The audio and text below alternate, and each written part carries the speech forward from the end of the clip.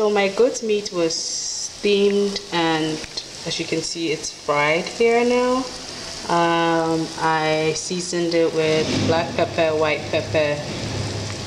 So to start my stew, I'm going to add in my sliced tomatoes, the curry powder, the bay leaves, and stir that in there until the onions is fragrant and everything is well mixed up.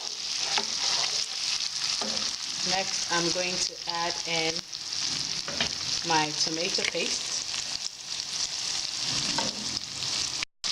So I add in my tomato paste, stir that in there for a little bit, and then let it quote unquote fry for some time. Once the tomato paste and onions are fried for a little bit, you add in the blended tomatoes, garlic, scotch bonnet peppers. Well, I use potato, but it's the scotch bonnet peppers equivalent. You add in the blended ingredients. Oh, the blended ingredients. Wow, where's my English going? Anyway, so you add in the blended ingredients, you stir.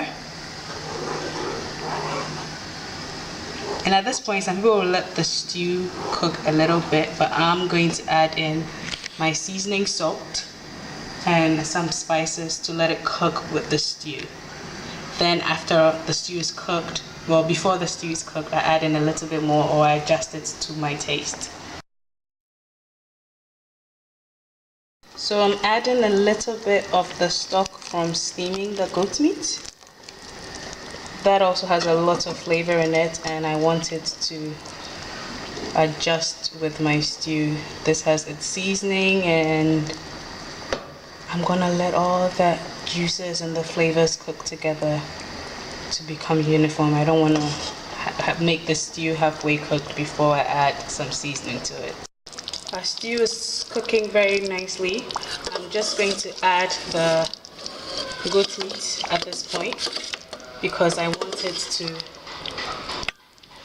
blend, or the season or the taste of the stew to catch the goat meat, if that makes any sense. And also I want it to be a bit softer.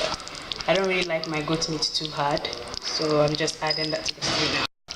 So I've added the meats in here, and also just added 1 onga cube. If you don't have onga yet, once again, it's fine to use knorr or maggi. I like using onga because I've become used to it, but it's also a preference. If you don't want to use it, you don't have to use it. Your other seasoning will give it all the flavors that it needs. So our stew is basically almost ready.